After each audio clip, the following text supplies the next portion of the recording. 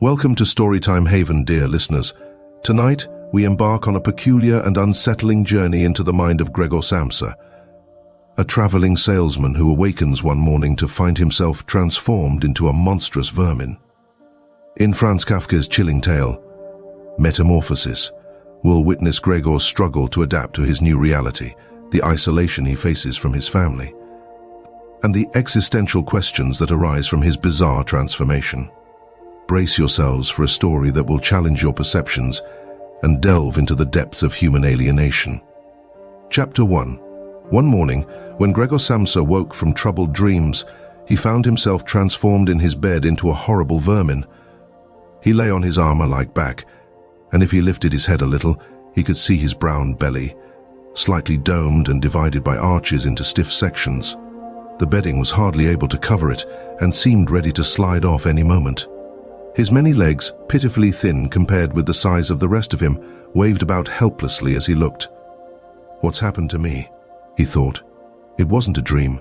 His room, a proper human room although a little too small, lay peacefully between its four familiar walls. A collection of textile samples lay spread out on the table. Samsa was a traveling salesman, and above it there hung a picture that he had recently cut out of an illustrated magazine and housed in a nice, gilded frame. It showed a lady fitted out with a fur hat and fur boa who sat upright, raising a heavy fur muff that covered the whole of her lower arm towards the viewer. Gregor then turned to look out the window at the dull weather. Drops of rain could be heard hitting the pane, which made him feel quite sad. How about if I sleep a little bit longer and forget all this nonsense, he thought. But that was something he was unable to do because he was used to sleeping on his right, and in his present state couldn't get into that position.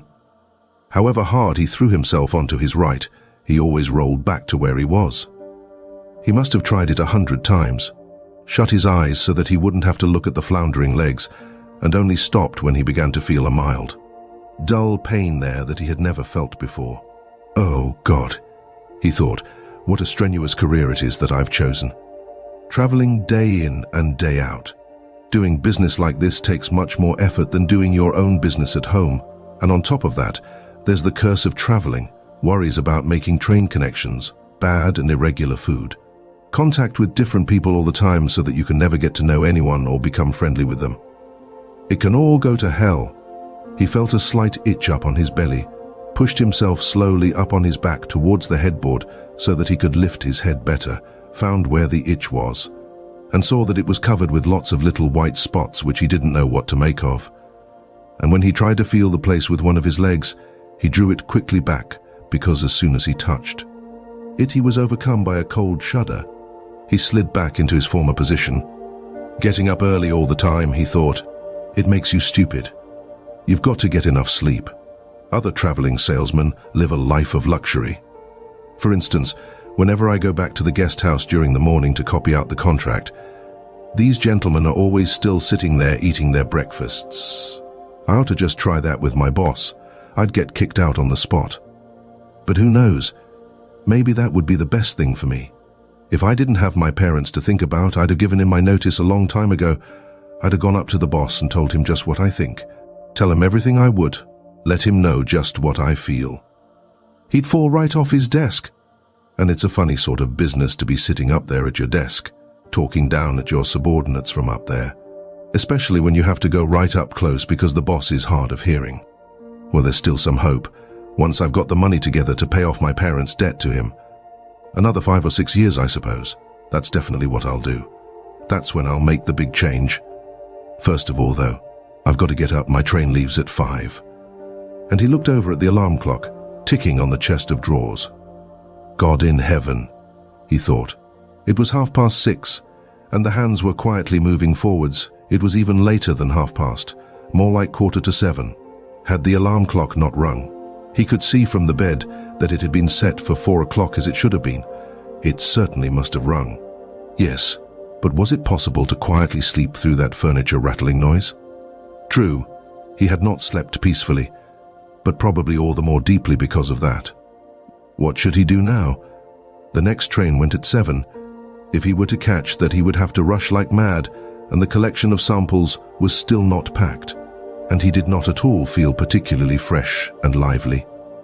And even if he did catch the train, he would not avoid his boss's anger, as the office assistant would have been there to see the 5 o'clock train go. He would have put in his report about Gregor's not being there a long time ago. The office assistant was the boss man, spineless and with no understanding. What about if he reported sick? But that would be extremely strained and suspicious, as in 5 years of service Gregor had never once yet been ill. His boss would certainly come round with the doctor from the medical insurance company, accuse his parents of having a lazy son, and accept the doctor's recommendation not to make any claim, as the doctor believed that no one was ever ill but that many were workshy. And what's more, would he have been entirely wrong in this case? Gregor did in fact, apart from excessive sleepiness after sleeping for so long, feel completely well and even felt much hungrier than usual. He was still hurriedly thinking all this through, unable to decide to get out of the bed, when the clock struck 7:15. There was a cautious knock at the door near his head. "Gregor," somebody called. It was his mother. "It's 7:15. Didn't you want to go somewhere?" That gentle voice. Gregor was shocked when he heard his own voice answering. It could hardly be recognized as the voice he had had before. As if from deep inside him, there was a painful and uncontrollable squeaking mixed in with it. The words could be made out at first, but then there was a sort of echo which made them unclear, leaving the hearer unsure whether he had heard properly or not. Gregor had wanted to give a full answer and explain everything, but in the circumstances contented himself with saying, "Yes, mother, yes, thank you. I'm getting up now." The change in Gregor's voice probably could not be noticed outside through the wooden door, as his mother was satisfied with this explanation and shuffled away. But this short conversation made the other members of the family aware that Gregor, against their expectations, was still at home, and soon his father came knocking at one of the side doors gently, but with his fist. "Gregor, Gregor," he called. "What's wrong?" And after a short while he called again with a warning deepness in his voice. "Gregor, Gregor!" At the other side door his sister came plaintively. "Gregor, aren't you well? Do you need anything?" Gregor answered to both sides. "I'm ready now," making an effort to remove all the strangeness from his voice by enunciating very carefully and putting long pauses between each individual word. His father went back to his breakfast, but his sister whispered, "Gregor, open the door, I beg of you." Gregor, however, had no thought of opening the door, and instead congratulated himself for his cautious habit, acquired from his traveling, of locking all doors at night even when he was at home.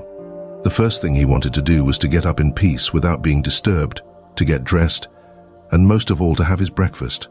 Only then would he consider what to do next, as he was well aware that he would not bring his thoughts to any sensible conclusions by lying in bed.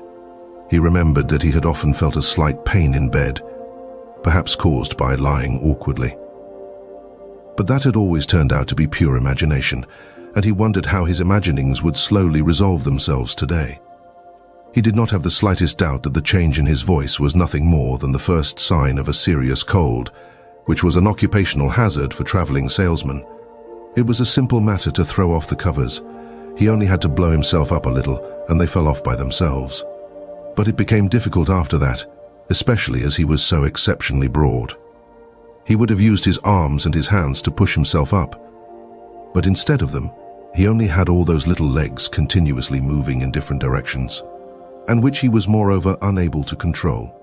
If he wanted to bend one of them, then that was the first one that would stretch itself out, and if he finally managed to do what he wanted with that leg, all the others seemed to be set free and would move about painfully. "This is something that can't be done in bed," Gregor said to himself, "so don't keep trying to do it."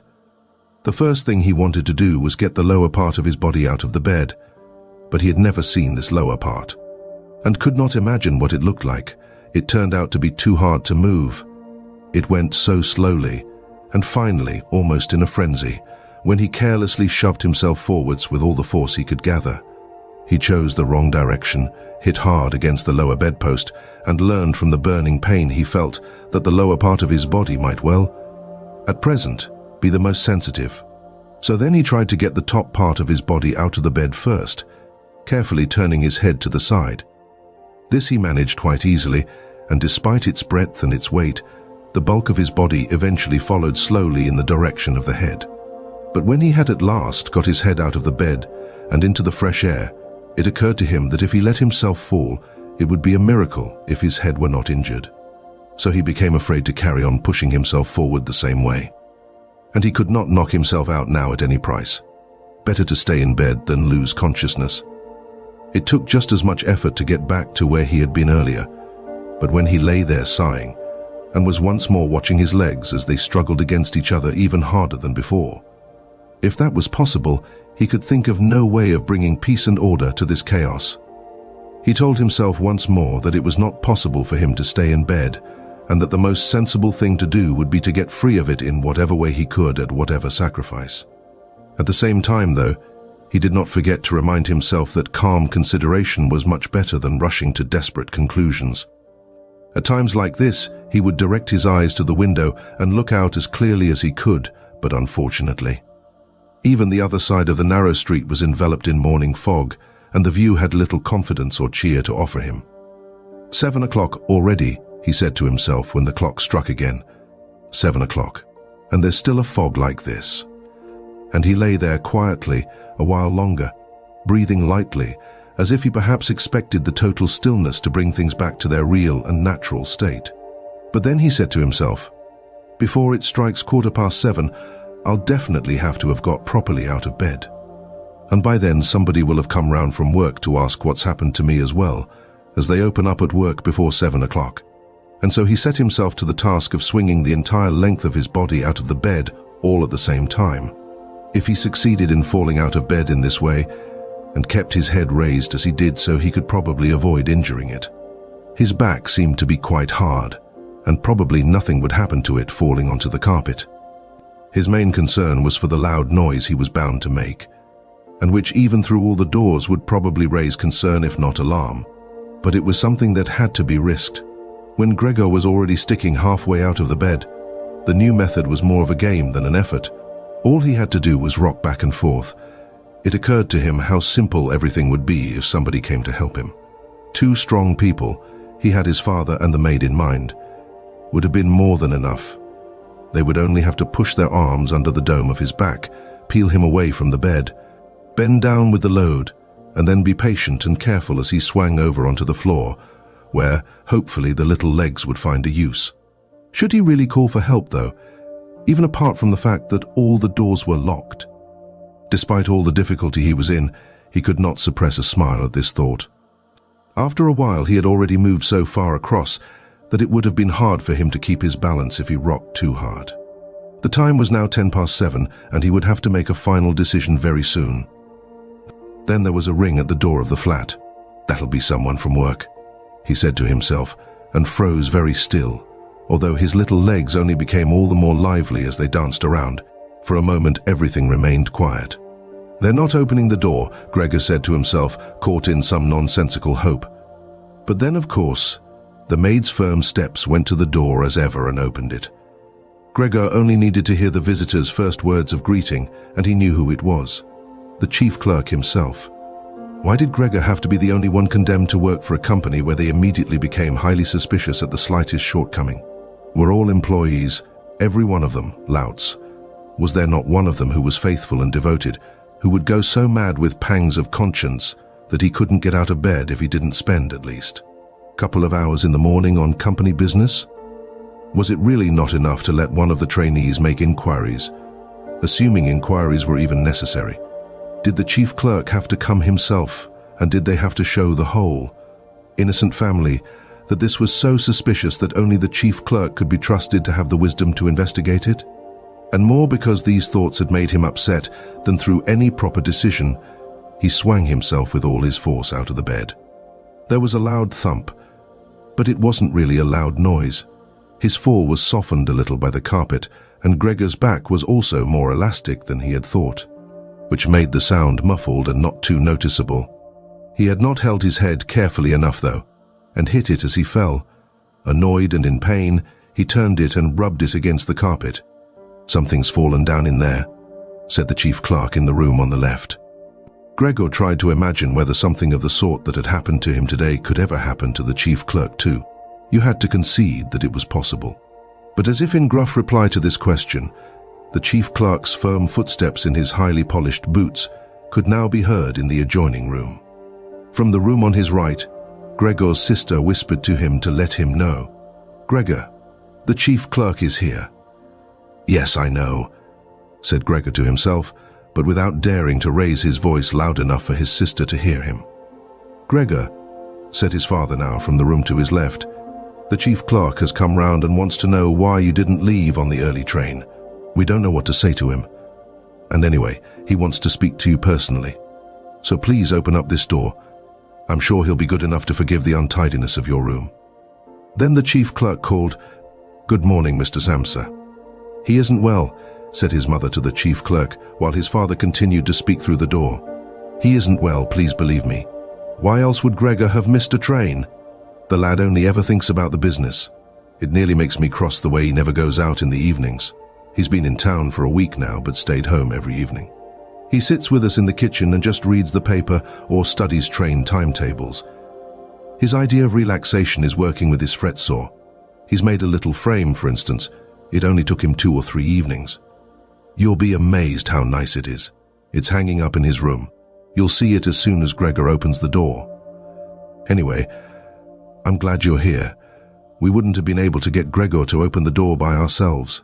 He's so stubborn, and I'm sure he isn't well. He said this morning that he is, but he isn't." "I'll be there in a moment," said Gregor slowly and thoughtfully, but without moving so that he would not miss any word of the conversation. "Well, I can't think of any other way of explaining it, Mrs. Samsa," said the chief clerk. "I hope it's nothing serious. But on the other hand, I must say that if we people in commerce ever become slightly unwell, then, fortunately or unfortunately as you like, we simply have to overcome it because of business considerations. Can the chief clerk come in to see you now then?" asked his father impatiently, knocking at the door again. "No," said Gregor. In the room on his right there followed a painful silence. In the room on his left his sister began to cry. So why did his sister not go and join the others? She had probably only just got up and had not even begun to get dressed. And why was she crying? Was it because he had not got up and had not let the chief clerk in? Because he was in danger of losing his job, and if that happened, his boss would once more pursue their parents with the same demands as before? There was no need to worry about things like that yet. Gregor was still there and had not the slightest intention of abandoning his family. For the time being, he just lay there on the carpet, and no one who knew the condition he was in would seriously have expected him to let the chief clerk in. It was only a minor discourtesy, and a suitable excuse could easily be found for it later on. It was not something for which Gregor could be sacked on the spot. And it seemed to Gregor much more sensible to leave him now in peace, instead of disturbing him with talking at him and crying. But the others didn't know what was happening. They were worried that would excuse their behavior. The chief clerk now raised his voice. "Mr. Samsa," he called to him. "What is wrong? You barricade yourself in your room. Give us no more than yes or no for an answer.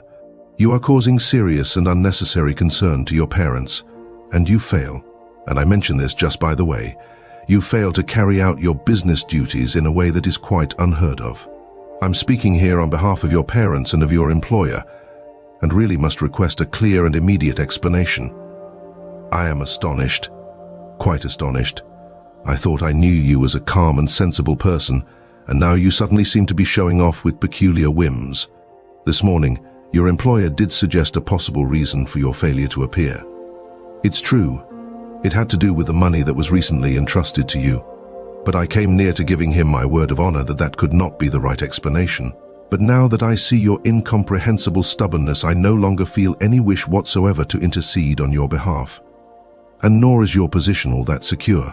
I had originally intended to say all this to you in private. But since you cause me to waste my time here for no good reason, I don't see why your parents should not also learn of it. Your turnover has been very unsatisfactory of late. I grant you that it's not the time of year to do especially good business. We recognize that. But there simply is no time of year to do no business at all, Mr. Samsa. We cannot allow there to be. But sir, called Gregor, beside himself and forgetting all else in the excitement. I'll open up immediately, just a moment. I'm slightly unwell, an attack of dizziness. I haven't been able to get up. I'm still in bed now. I'm quite fresh again now, though. I'm just getting out of bed. Just a moment. Be patient. It's not quite as easy as I'd thought. I'm quite all right now, though. It's shocking.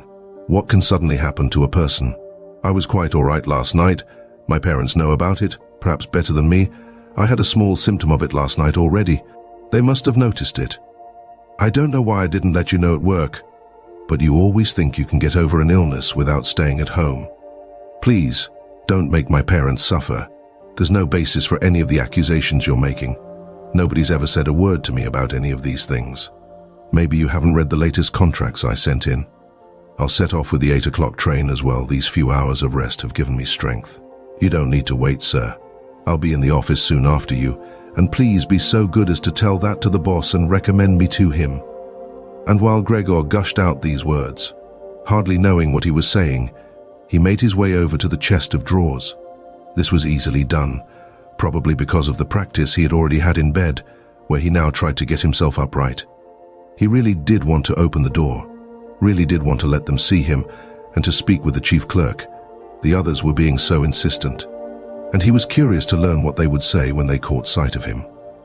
If they were shocked, then it would no longer be Gregor's responsibility and he could rest.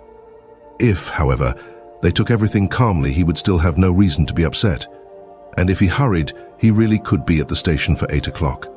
The first few times he tried to climb up on the smooth chest of drawers, he just slid down again. But he finally gave himself one last swing and stood there upright. The lower part of his body was in serious pain, but he no longer gave any attention to it. Now he let himself fall against the back of a nearby chair and held tightly to the edges of it with his little legs. By now he had also calmed down and kept quiet so that he could listen to what the chief clerk was saying. "Did you understand a word of all that?" the chief clerk asked his parents. "Surely he's not trying to make fools of us." "Oh God," called his mother, who was already in tears. He could be seriously ill and we're making him suffer. "Great, great," she then cried. "Mother," his sister called from the other side. They communicated across Gregor's room. "You'll have to go for the doctor straight away. Gregor is ill. Quick, get the doctor. Did you hear the way Gregor spoke just now?" "That was the voice of an animal," said the chief clerk, with a calmness that was in contrast with his mother's screams. "Anna! Anna!" His father called into the kitchen through the entrance hall, clapping his hands. "Get a locksmith here now." And the two girls, their skirts swishing, immediately ran out through the hall, wrenching open the front door of the flat as they went. How had his sister managed to get dressed so quickly? There was no sound of the door banging shut again. They must have left it open. People often do in homes where something awful has happened. Gregor, in contrast, had become much calmer, so they couldn't understand his words anymore, although they seemed clear enough to him, clearer than before. Perhaps his ears had become used to the sound. They had realized, though, that there was something wrong with him and were ready to help. The first response to his situation had been confident and wise, and that made him feel better. He felt that he had been drawn back in among people, and from the doctor and the locksmith he expected great and surprising achievements, although he did not really distinguish one from the other. Whatever was said next would be crucial, so, in order to make his voice as clear as possible, he coughed a little. But taking care to do this not too loudly, as even this might well sound different from the way that a human coughs, and he was no longer sure he could judge this for himself. Meanwhile, it had become very quiet in the next room. Perhaps his parents were sat at the table whispering with the chief clerk, or perhaps they were all pressed against the door and listening. Gregor slowly pushed his way over to the door with the chair. Once there, he let go of it and threw himself onto the door, holding himself upright against it using the adhesive on the tips of his legs. He rested there a little while to recover from the effort involved, and then set himself to the task of turning the key in the lock with his mouth. He seemed, unfortunately, to have no proper teeth. How was he then to grasp the key? But the lack of teeth was, of course, made up for with a very strong jaw. Using the jaw, he really was able to start the key turning, ignoring the fact that he must have been causing some kind of damage as a brown fluid came from his mouth, flowed over the key and dripped onto the floor. "Listen," said the chief clerk in the next room. "He's turning the key." Gregor was greatly encouraged by this, but they all should have been calling to him, his father and his mother too. "Well done, Gregor." They should have cried, "Keep at it, keep hold of the lock." And with the idea that they were all excitedly following his efforts, He bit on the key with all his strength, paying no attention to the pain he was causing himself.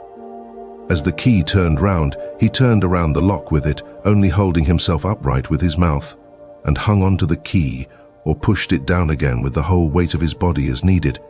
The clear sound of the lock as it snapped back was Gregor's sign that he could break his concentration, and as he regained his breath, he said to himself, "So, I didn't need the locksmith after all." Then he lay his head on the handle of the door to open it completely. Because he had to open the door in this way, it was already wide open before he could be seen. He had first to slowly turn himself around one of the double doors, and he had to do it very carefully if he did not want to fall flat on his back before entering the room. He was still occupied with this difficult movement, unable to pay attention to anything else, when he heard the chief clerk exclaim aloud, "Oh," which sounded like the soughing of the wind. Now he also saw him. He was the nearest to the door, his hand pressed against his open mouth and slowly retreating as if driven by a steady and invisible force. Gregor's mother, her hair still disheveled from bed despite the chief clerk's being there, looked at his father. Then she unfolded her arms, took 2 steps forward towards Gregor, and sank down onto the floor into her skirts that spread themselves out around her as her head disappeared down onto her breast. His father looked hostile and clenched his fists as if wanting to knock Gregor back into his room. Then he looked uncertainly round the living room, covered his eyes with his hands, and wept so that his powerful chest shook. So Gregor did not go into the room, but leant against the inside of the other door, which was still held bolted in place. In this way, only half of his body could be seen, along with his head above it, which he leant over to one side as he peered out at the others. Meanwhile, the day had become much lighter. Part of the endless grey-black building on the other side of the street, which was a hospital, could be seen quite clearly with the austere and regular line of windows piercing its facade. The rain was still falling, now throwing down large, individual droplets which hit the ground one at a time. The washing up from breakfast lay on the table. There was so much of it because, for Gregor's father, breakfast was the most important meal of the day, and he would stretch it out for several hours as he sat reading a number of different newspapers. On the wall exactly opposite, there was a photograph of Gregor when he was a lieutenant in the army. His sword in his hand and a carefree smile on his face as he called forth respect for his uniform and bearing. The door to the entrance hall was open, and as the front door of the flat was also open, he could see onto the landing and the stairs where they began their way down below. "Now then," said Gregor, well aware that he was the only one to have kept calm. "I'll get dressed straight away now, pack up my samples and set off. Will you please just let me leave? You can see," he said to the chief clerk, "that I'm not stubborn, and I like to do my job. Being a commercial traveler is arduous, but without traveling I couldn't earn my living.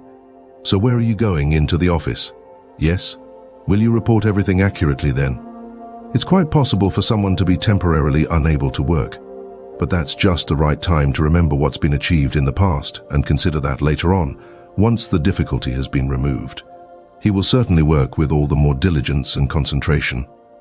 You're well aware that I'm seriously in debt to our employer, as well as having to look after my parents and my sister, so that I'm trapped in a difficult situation, but I will work my way out of it again. Please don't make things any harder for me than they are already, and don't take sides against me at the office. I know that nobody likes the travelers. They think we earn an enormous wage, as well as having a soft time of it. That's just prejudice, but they have no particular reason to think better of it. But you, sir, you have a better overview than the rest of the staff, in fact, if I can say this in confidence. A better overview than the boss himself. It's very easy for a businessman like him to make mistakes about his employees and judge them more harshly than he should. And you're also well aware that we travelers spend almost the whole year away from the office, so that we can very easily fall victim to gossip and chance and groundless complaints. And it's almost impossible to defend yourself from that sort of thing. We don't usually even hear about them, or if at all, it's when we arrive back home exhausted from a trip.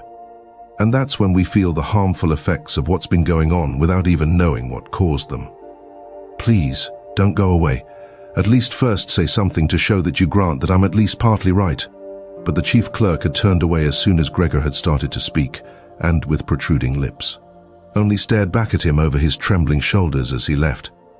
He did not keep still for a moment while Gregor was speaking, but moved steadily towards the door without taking his eyes off him. He moved very gradually, as if there had been some secret prohibition on leaving the room.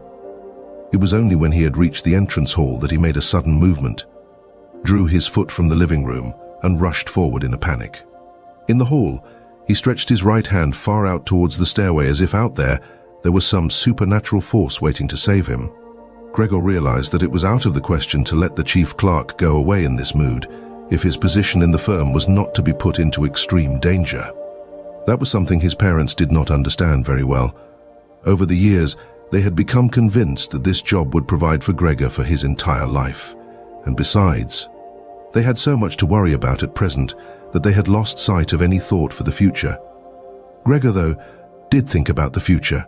The chief clerk had to be held back, calmed down, convinced and finally won over. The future of Gregor and his family depended on it. If only his sister were here. She was clever. She was already in tears while Gregor was still lying peacefully on his back. And the chief clerk was a lover of women.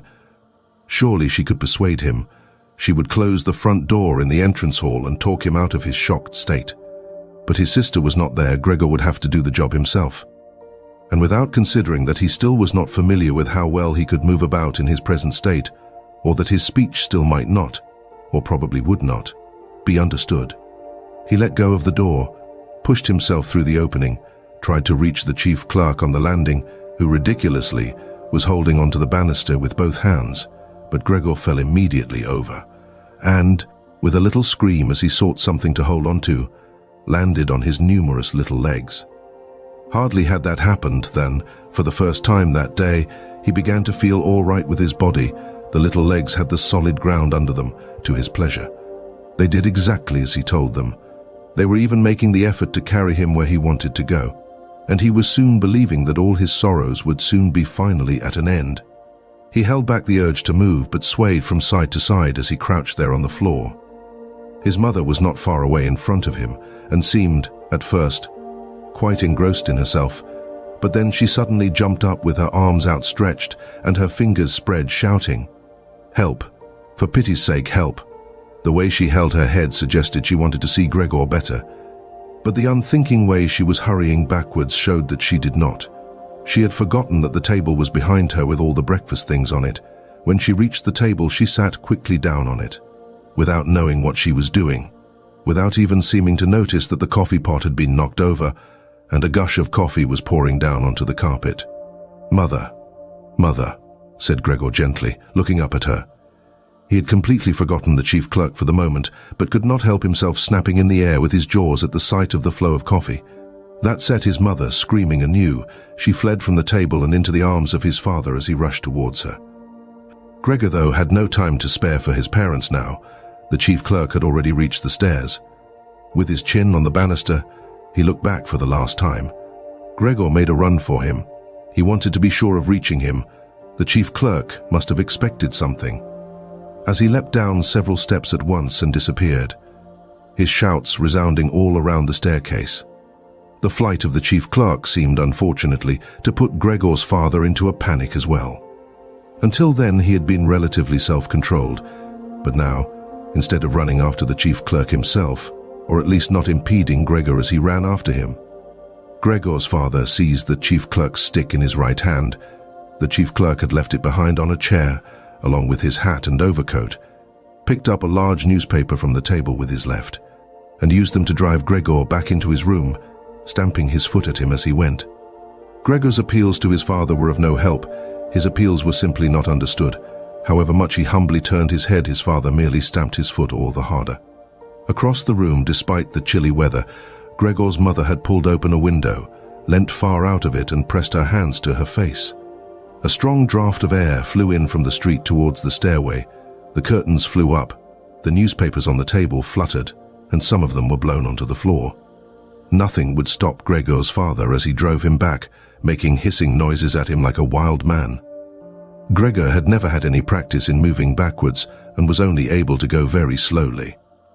If Gregor had only been allowed to turn round, he would have been back in his room straight away. But he was afraid that if he took the time to do that, his father would become impatient. And there was the threat of a lethal blow to his back or head from the stick in his father's hand any moment. Eventually, though, Gregor realized that he had no choice as he saw, to his disgust, that he was quite incapable of going backwards in a straight line. So he began, as quickly as possible and with frequent anxious glances at his father, to turn himself round. It went very slowly, but perhaps his father was able to see his good intentions, as he did nothing to hinder him. In fact, now and then he used the tip of his stick to give directions from a distance as to which way to turn. If only his father would stop that unbearable hissing. It was making Gregor quite confused. When he had nearly finished turning round, still listening to that hissing, he made a mistake and turned himself back a little the way he had just come. He was pleased when he finally had his head in front of the doorway, but then saw that it was too narrow, and his body was too broad to get through it without further difficulty. In his present mood, it obviously did not occur to his father to open the other of the double doors so that Gregor would have enough space to get through. He was merely fixed on the idea that Gregor should be got back into his room as quickly as possible. Nor would he ever have allowed Gregor the time to get himself upright as preparation for getting through the doorway. What he did, making more noise than ever, was to drive Gregor forwards all the harder, as if there had been nothing in the way. It sounded to Gregor as if there was now more than one father behind him. It was not. A pleasant experience, and Gregor pushed himself into the doorway without regard for what might happen. One side of his body lifted itself. He lay at an angle in the doorway. One flank scraped on the white door and was painfully injured, leaving vile brown flecks on it. Soon he was stuck fast and would not have been able to move at all by himself.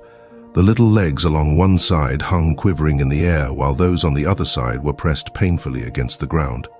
Then his father gave him a hefty shove from behind, which released him from where he was held and sent him flying, and heavily bleeding, deep into his room. The door was slammed shut with the stick. Then, finally, all was quiet. Chapter 2. It was not until it was getting dark that evening that Gregor awoke from his deep and coma-like sleep. He would have woken soon afterwards anyway, even if he hadn't been disturbed, as he had had enough sleep and felt fully rested. But he had the impression that some hurried steps and the sound of the door leading into the front room being carefully shut had woken him. The light from the electric street lamps shone palely here and there onto the ceiling and tops of the furniture, but down below, where Gregor was, it was dark. He pushed himself over to the door, feeling his way clumsily with his antennae, of which he was now beginning to learn the value, in order to see what had been happening there. The whole of his left side seemed like one painfully stretched scar, and he limped badly on his 2 rows of legs. One of the legs had been badly injured in the events of that morning. It was nearly a miracle that only one of them had been, and dragged along lifelessly. It was only when he had reached the door that he realized what it actually was that had drawn him over to it. It was the smell of something to eat. By the door there was a dish filled with sweetened milk, with little pieces of white bread floating in it. He was so pleased he almost laughed, as he was even hungrier than he had been that morning, and immediately dipped his head into the milk, nearly covering his eyes with it. But he soon drew his head back again in disappointment. Not only did the pain in his tender left side make it difficult to eat the food, he was only able to eat if his whole body worked together as a snuffling whole, but the milk did not taste at all nice. Milk like this was normally his favorite drink, and his sister had certainly left it there for him because of that, but he turned, almost against his own will, away from the dish and crawled back into the center of the room. Through the crack in the door, Gregor could see that the gas had been lit in the living room. His father at this time would normally be sat with his evening paper, reading it out in a loud voice to Gregor's mother, and sometimes to his sister, but there was now not a sound to be heard. Gregor's sister would often write and tell him about this reading, but maybe his father had lost the habit in recent times.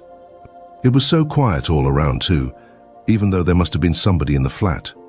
"What a quiet life it is the family lead," said Gregor to himself, and, gazing into the darkness, felt a great pride that he was able to provide a life like that in such a nice home for his sister and parents.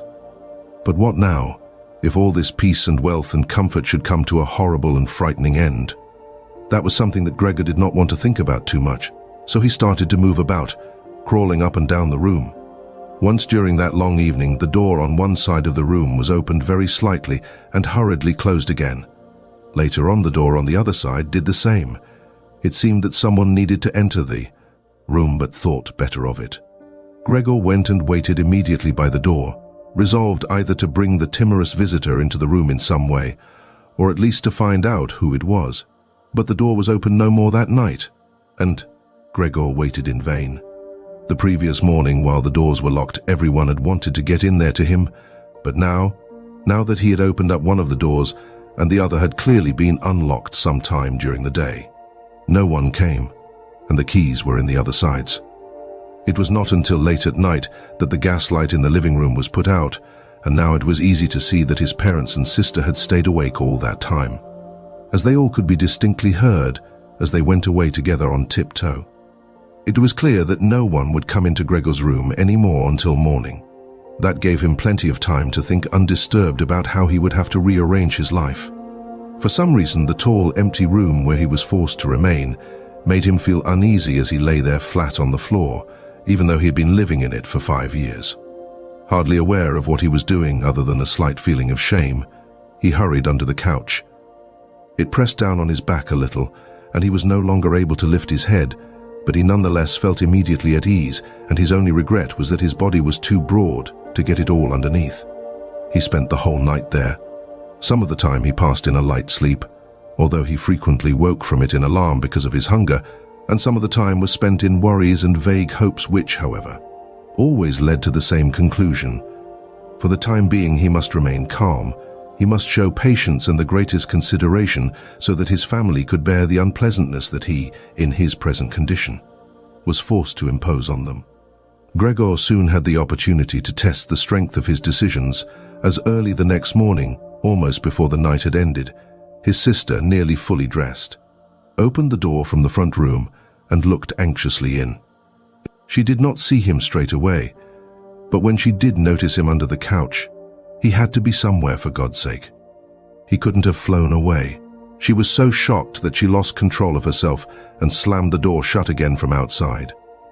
But she seemed to regret her behavior as she opened the door again straight away and came in on tiptoe as if entering the room of someone seriously ill or even of a stranger.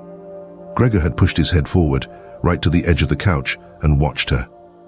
Would she notice that he had left the milk as it was, realize that it was not from any lack of hunger, and bring him in some other food that was more suitable? If she didn't do it herself, he would rather go hungry than draw her attention to it, although he did feel a terrible urge to rush forward from under the couch, throw himself at his sister's feet, and beg her for something good to eat. However, his sister noticed the full dish immediately and looked at it, and the few drops of milk splashed around it with some surprise. She immediately picked it up, using a rag, not her bare hands, and carried it out. Gregor was extremely curious as to what she would bring in its place, imagining the wildest possibilities, but he never could have guessed what his sister, in her goodness, actually did bring. In order to test his taste, she brought him a whole selection of things, all spread out on an old newspaper.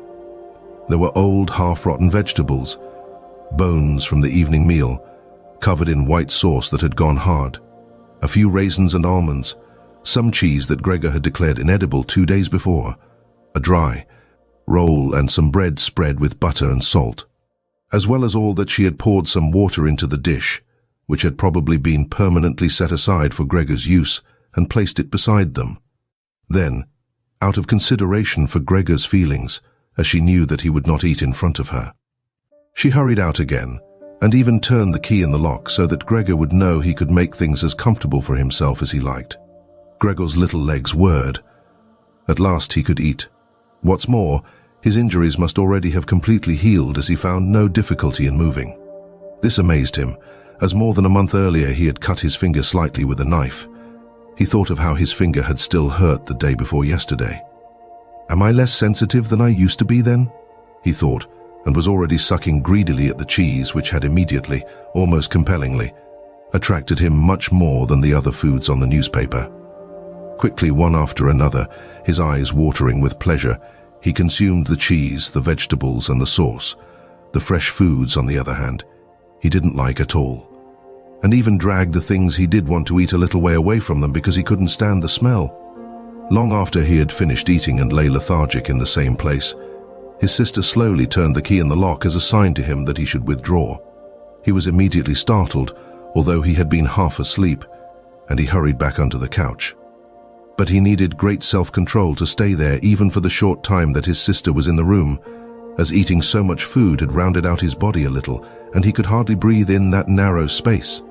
Half suffocating, he watched with bulging eyes as his sister unselfconsciously took a broom and swept up the leftovers, mixing them in with the food he had not even touched at all, as if it could not be used anymore. She quickly dropped it all into a bin, closed it with its wooden lid, and carried everything out. She had hardly turned her back before Gregor came out again from under the couch and stretched himself.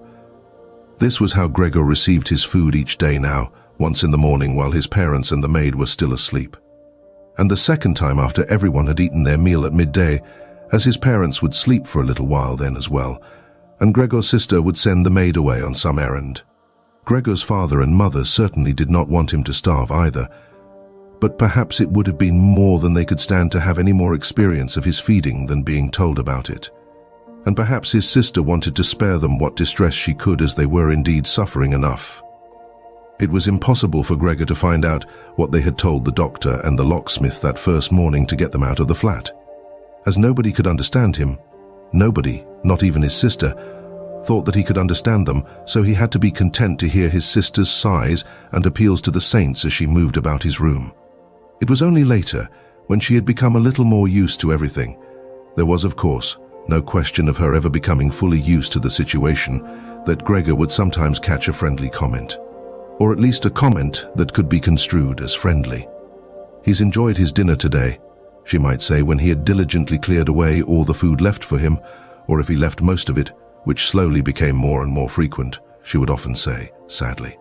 Now, everything's just been left there again. Although Gregor wasn't able to hear any news directly, he did listen to much of what was said in the next rooms. And whenever he heard anyone speaking, he would scurry straight to the appropriate door and press his whole body against it. There was seldom any conversation, especially at first, that was not about him in some way, even if only in secret.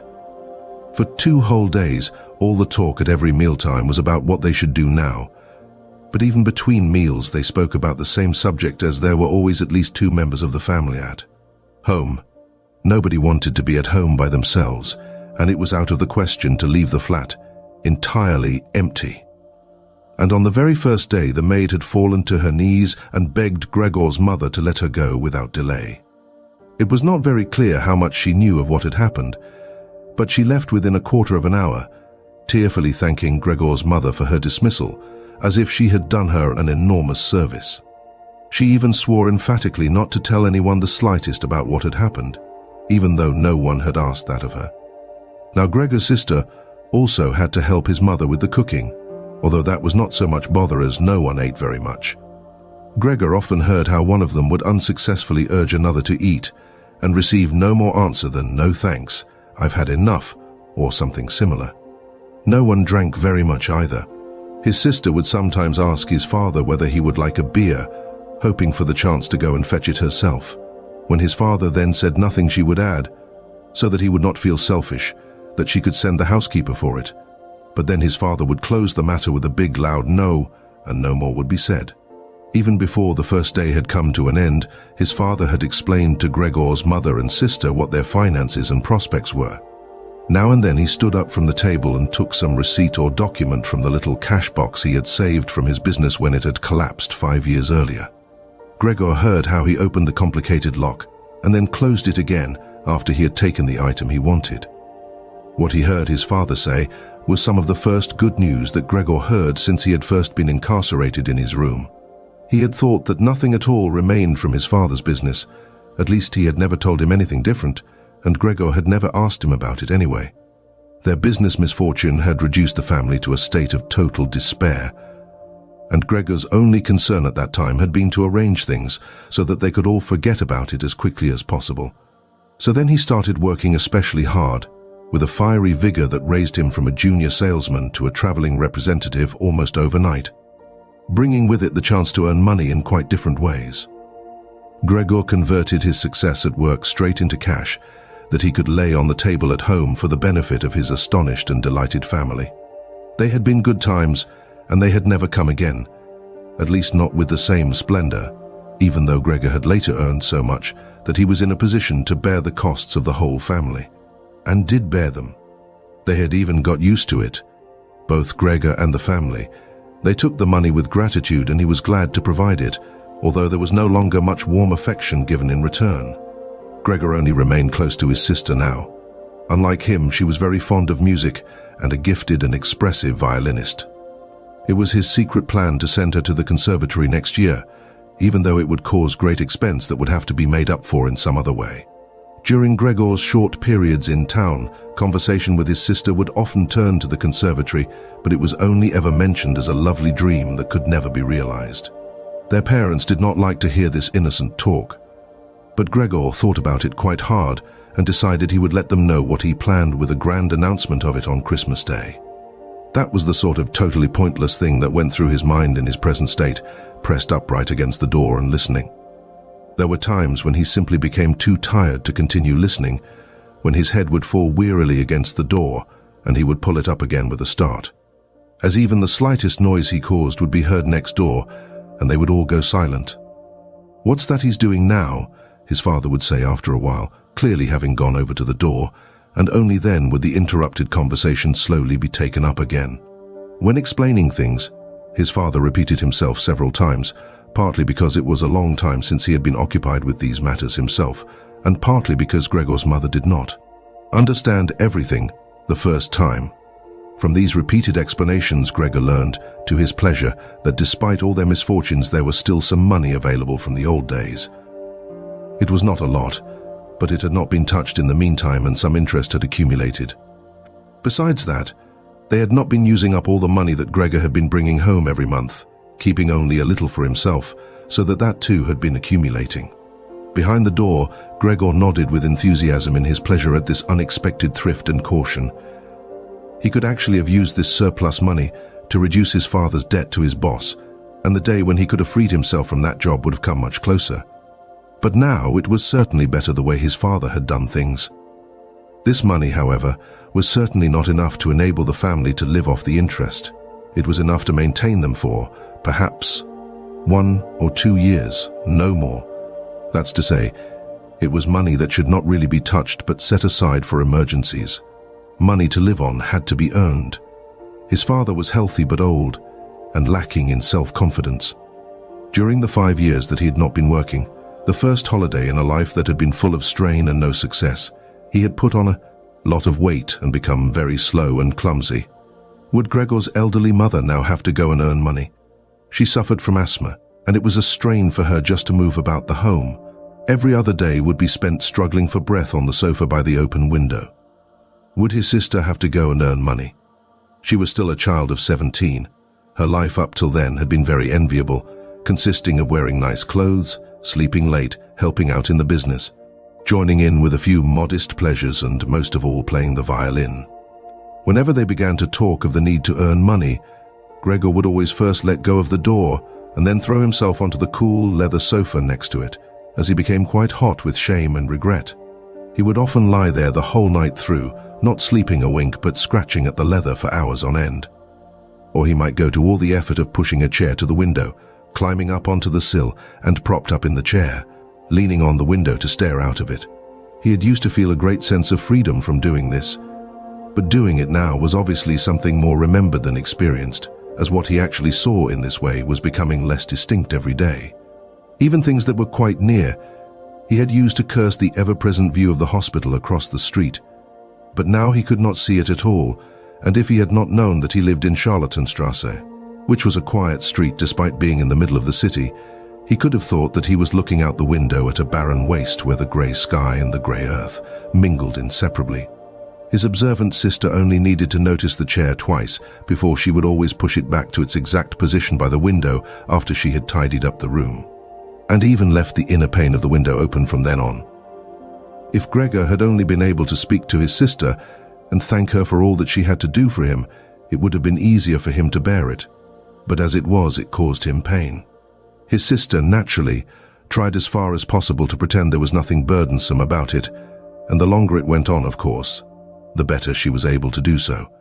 But as time went by, Gregor was also able to see through it all so much better. It had even become very unpleasant for him now, whenever she entered the room. No sooner had she come in than she would quickly close the door as a precaution, so that no one would have to suffer the view into Gregor's room. Then she would go straight to the window and pull it hurriedly open, almost as if she was suffocating. Even if it was cold, she would stay at the window, breathing deeply for a little while. She would alarm Gregor twice a day with this running about and noise-making. He would stay under the couch, shivering the whole while, knowing full well that she would certainly have liked to spare him this ordeal. But it was impossible for her to be in the same room with him with the windows closed. One day, about a month after Gregor's transformation, when his sister no longer had any particular reason to be shocked at his appearance, she came into the room a little earlier than usual and found him still staring out the window, motionless, and just where he would be most horrible. In itself, his sister's not coming into the room would have been no surprise for Gregor, as it would have been difficult for her to immediately open the window while he was still there. But not only did she not come in, she went straight back and closed the door behind her. A stranger would have thought he had threatened her and tried to bite her. Gregor went straight to hide himself under the couch, of course, but he had to wait until midday before his sister came back, and she seemed much more uneasy than usual. It made him realize that she still found his appearance unbearable and would continue to do so. She probably even had to overcome the urge to flee when she saw the little bit of him that protruded from under the couch. One day, in order to spare her even this sight, he spent 4 hours carrying the bedsheet over to the couch on his back and arranged it so that he was completely covered and his sister would not be able to see him even if she bent down. If she did not think this sheet was necessary, then all she had to do was take it off again, as it was clear enough that it was no pleasure for Gregor to cut himself off so completely. She left the sheet where it was. Gregor even thought he glimpsed a look of gratitude one time, when he carefully looked out from under the sheet to see how his sister liked the new arrangement. For the first 14 days, Gregor's parents could not bring themselves to come into the room to see him. He would often hear them say how they appreciated all the new work his sister was doing, even though, before, they had seen her as a girl who was somewhat useless and frequently been annoyed with her. But now the two of them, father and mother, would often both wait outside the door of Gregor's room while his sister tidied up in there. And as soon as she went out again, she would have to tell them exactly how everything looked, what Gregor had eaten, how he had behaved this time, and whether perhaps any slight improvement could be seen. His mother also wanted to go in and visit Gregor relatively soon, but his father and sister at first persuaded her against it. Gregor listened very closely to all this and approved fully. Later, though, she had to be held back by force, which made her call out, "Let me go and see Gregor. He is my unfortunate son. Can't you understand I have to see him?" And Gregor would think to himself that maybe it would be better if his mother came in, not every day, of course, but one day a week. Perhaps she could understand everything much better than his sister, who, for all her courage, was still just a child after all, and really might not have had an adult's appreciation of the burdensome job she had taken on. Gregor's wish to see his mother was soon realized. Out of consideration for his parents, Gregor wanted to avoid being seen at the window during the day. The few square meters of the floor did not give him much room to crawl about. It was hard to just lie quietly through the night. His food soon stopped giving him any pleasure at all, and so, to entertain himself, he got into the habit of crawling up and down the walls and ceiling. He was especially fond of hanging from the ceiling. It was quite different from lying on the floor. He could breathe more freely. His body had a light swing to it, and up there, relaxed and almost happy. It might happen that he would surprise even himself by letting go of the ceiling and landing on the floor with a crash. But now, of course, he had far better control of his body than before, and even with a fall as great as that, caused himself no damage. Very soon his sister noticed Gregor's new way of entertaining himself. He had, after all, left traces of the adhesive from his feet as he crawled about, and got it into her head to make it as easy as possible for him by removing the furniture that got in his way, especially the chest of drawers and the desk. Now this was not something that she would be able to do by herself. She did not dare to ask for help from her father. The 16-year-old maid had carried on bravely since the cook had left, but she certainly would not have helped in this. She had even asked to be allowed to keep the kitchen locked at all times and never to have to open the door unless it was especially important. So his sister had no choice but to choose some time when Gregor's father was not there and fetch his mother to help her. As she approached the room, Gregor could hear his mother express her joy, but once at the door she went silent. First, of course, his sister came in and looked round to see that everything in the room was all right, and only then did she let her mother enter. Gregor had hurriedly pulled the sheet down lower over the couch and put more folds into it, so that everything really looked as if it had just been thrown down by chance. Gregor also refrained, this time, from spying out from under the sheet. He gave up the chance to see his mother until later and was simply glad that she had come. "You can come in, he can't be seen," said his sister, obviously leading her in by the hand. The old chest of drawers was too heavy for a pair of feeble women to be heaving about, but Gregor listened as they pushed it from its place. His sister always taking on the heaviest part of the work for herself and ignoring her mother's warnings that she would strain herself. This lasted a very long time. After laboring at it for 15 minutes or more, his mother said it would be better to leave the chest where it was. For one thing, it was too heavy for them to get the job finished before Gregor's father got home, and leaving it in the middle of the room, it would be in his way even more. And for another thing, it wasn't even sure that taking the furniture away would really be any help to him. She thought just the opposite. The sight of the bare walls saddened her right to her heart. And why wouldn't Gregor feel the same way about it? He'd been used to this furniture in his room for a long time, and it would make him feel abandoned to be in an empty room like that. Then, quietly, almost whispering as if wanting Gregor, whose whereabouts she did not know, to hear not even the tone of her voice, as she was convinced that he did not understand her words. She added, "And by taking the furniture away, won't it seem like we're showing that we've given up all hope of improvement and we're abandoning him to cope for himself? I think it'd be best to leave the room exactly the way it was before, so that when Gregor comes back to us again, he'll find everything unchanged and he'll be able to forget the time in between all the easier." Hearing these words from his mother made Gregor realize that the lack of any direct human communication, along with the monotonous life led by the family during these 2 months, must have made him confused. He could think of no other way of explaining to himself why he had seriously wanted his room emptied out. Had he really wanted to transform his room into a cave, a warm room fitted out with the nice furniture he had inherited? That would have let him crawl around unimpeded in any direction, but it would also have let him quickly forget his past when he had still been human.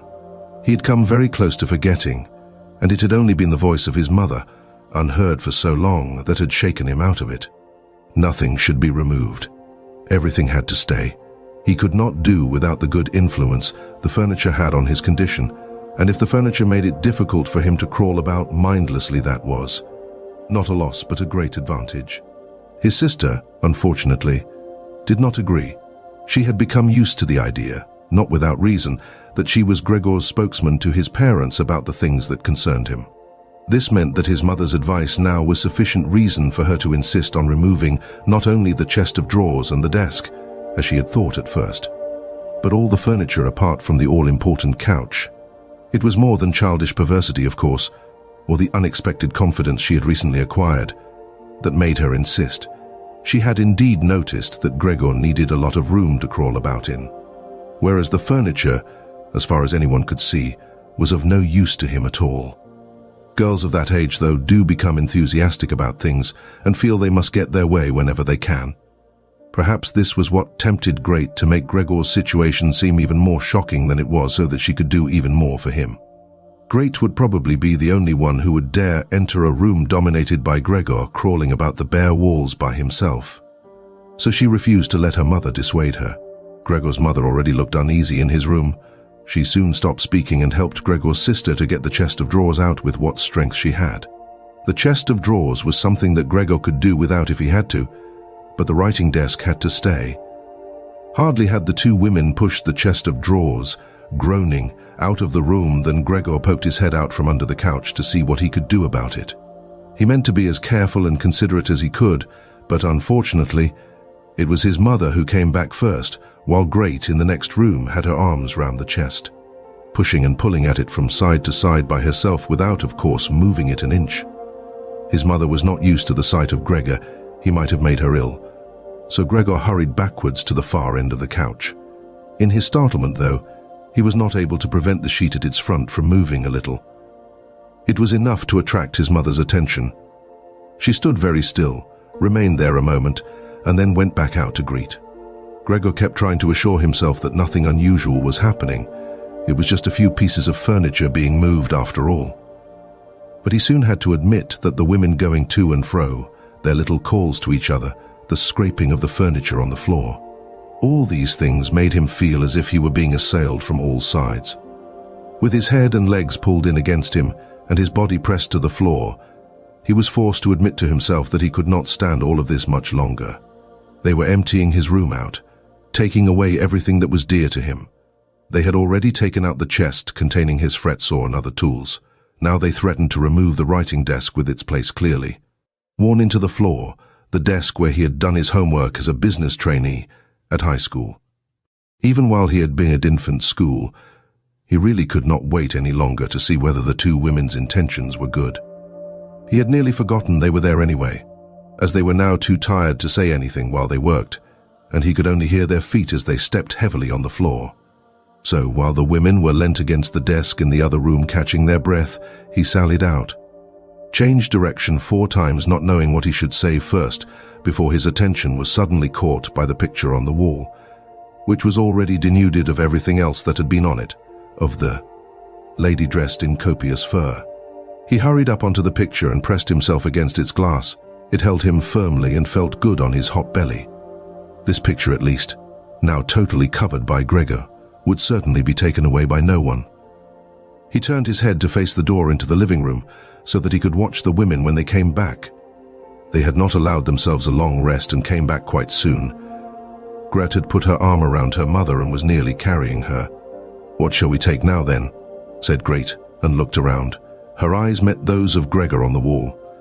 Perhaps only because her mother was there, she remained calm, bent her face to her so that she would not look round, and said, albeit hurriedly and with a tremor in her voice, "Come on, let's go back in the living room for a while." Gregor could see what Gret had in mind. She wanted to take her mother somewhere safe and then chase him down from the wall. Well, she could certainly try it. He sat unyielding on his picture. He would rather jump at Gret's face. But Gret's words had made her mother quite worried. She stepped to one side, saw the enormous brown patch against the flowers of the wallpaper, and before she even realized it was Gregor that she saw, screamed, "Oh God, oh God." Arms outstretched, she fell onto the couch as if she had given up everything and stayed there immobile. "Gregor!" shouted his sister, glowering at him and shaking her fist. That was the first word she had spoken to him directly since his transformation. She ran into the other room to fetch some kind of smelling salts to bring her mother out of her faint. Gregor wanted to help too. He could save his picture later, although he stuck fast to the glass and had to pull himself off by force. Then he too ran into the next room as if he could advise his sister like in the old days, but he had to just stand behind her doing nothing. She was looking into various bottles. He startled her when she turned round. A bottle fell to the ground and broke. A splinter cut Gregor's face. Some kind of caustic medicine splashed all over him. Now, without delaying any longer, Gret took hold of all the bottles she could and ran with them in to her mother. She slammed the door shut with her foot. So now Gregor was shut out from his mother, who, because of him, might be near to death. He could not open the door if he did not want to chase his sister away. And she had to stay with his mother. There was nothing for him to do but wait. And oppressed with anxiety and self-reproach, he began to crawl about. He crawled over everything, walls, furniture, ceiling, and finally, in his confusion, as the whole room began to spin around him, he fell down into the middle of the dinner table. He lay there for a while, numb and immobile. All around him it was quiet. Maybe that was a good sign. Then there was someone at the door. The maid, of course, had locked herself in her kitchen so that Gret would have to go and answer it. His father had arrived home. "What's happened?" were his first words. Gret's appearance must have made everything clear to him. She answered him with subdued voice and openly pressed her face into his chest. "Mother's fainted, but she's better now." Gregor got out. "Just as I expected," said his father. "Just as I always said, but you women wouldn't listen, would you?" It was clear to Gregor that Gret had not said enough, and that his father took it to mean that something bad had happened, that he was responsible for some act of violence. That meant Gregor would now have to try to calm his father, as he did not have the time to explain things to him, even if that had been possible. So he fled to the door of his room and pressed himself against it so that his father, when he came in from the hall, could see straight away that Gregor had the best intentions and would go back into his room without delay. That it would not be necessary to drive him back, but that they had only to open the door and he would disappear. His father, though, was not in the mood to notice subtleties like that. "Ah!"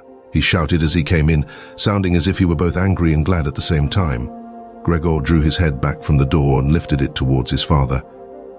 He really had not imagined his father the way he stood there now, of late, with his new habit of crawling about. He had neglected to pay attention to what was going on the rest of the flat the way he had done before. He really ought to have expected things to have changed. But still, was that really his father?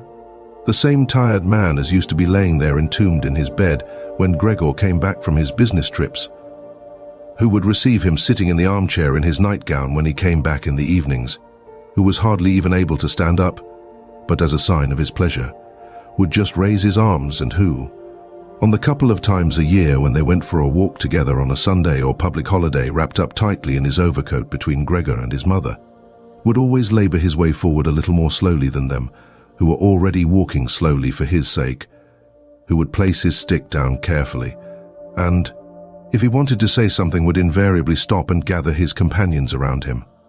He was standing up straight enough now, dressed in a smart blue uniform with gold buttons, the sort worn by the employees at the banking institute. Above the high, stiff collar of the coat, his strong double chin emerged. Under the bushy eyebrows, his piercing dark eyes looked out fresh and alert. His normally unkempt white hair was combed down painfully close to his scalp.